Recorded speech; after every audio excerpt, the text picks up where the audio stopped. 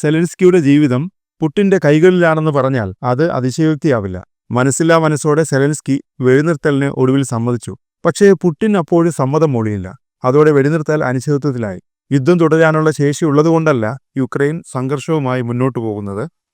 യുദ്ധം നിന്നാൽ നാണംകെട്ട തോൽവിയുണ്ടായാൽ സെലൻസ്കിയുടെ അവസ്ഥ പരിതാപകരമാകും.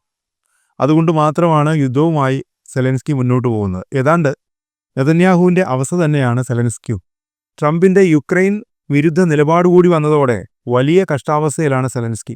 അതിനിടയിൽ അല്പം ആശ്വാസത്തിന് വകയുണ്ട്. പുടിൻ US നിർദ്ദേശിച്ച വെടിനിർത്തലിന് സമ്മതം മൂളി. ഏറെ അനിശ്ചിതത്വത്തിലൊടുവിലാണ് പുടിൻ വെടിനിർത്തലിനെ സമ്മതിച്ചത്. കർശന വ്യവസ്ഥകളും ആശങ്കകളും പുടിൻ അമേരിക്കയെ അറിയിക്കുകയും ചെയ്തിട്ടുണ്ട്. ഇതിനർത്ഥം സെലൻസ്കി വെടിനിർത്തൽ വ്യവസ്ഥകൾ പാലിക്കാതിരുന്നാൽ ശക്തമായ നടപടികളുമായി റഷ്യ മുന്നോട്ടു പോകുമെന്ന് തന്നെയാണ്. ഇത് സംബന്ധിച്ച ആശങ്കകളും US-നെ റഷ്യ അറിയിച്ചിട്ടുണ്ട്. US നിർദ്ദേശിച്ച 30 ദിവസത്തെ വെടിനിർത്തലിനോട് റഷ്യ യോജിക്കുന്നു, എന്നാൽ പ്രധാന വ്യവസ്ഥകളിൽ ഉറച്ചു നിൽക്കുന്നു പുടിൻ പറഞ്ഞു. US പ്രസിഡന്റ് ഡൊണാൾഡ് ട്രംപുമായി നേരിട്ട് ചർച്ച നടത്തേണ്ടതിന്റെ ആവശ്യകതയും പുടിൻ വ്യക്തമാക്കി.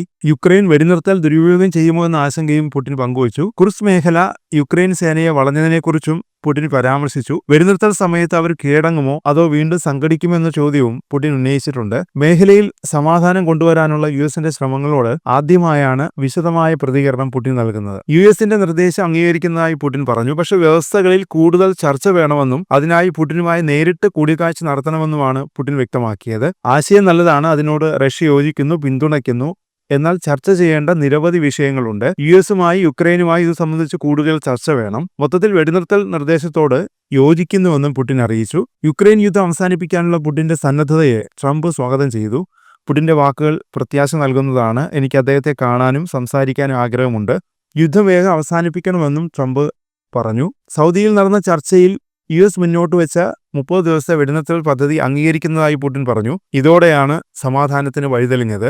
യുദ്ധം അവസാനിപ്പിക്കാൻ ട്രംപ് നടത്തുന്ന ശ്രമങ്ങൾക്ക് പുടിൻ നന്ദി പറഞ്ഞു. സമാധാനത്തിനായി ഇന്ത്യ, ചൈന, ദക്ഷിണാഫ്രിക്ക, ബ്രസീൽ എന്നീ രാഷ്ട്ര നേതാക്കൾ നൽകുന്ന പിന്തുണയ്ക്കും പുടിൻ നന്ദി പറഞ്ഞു.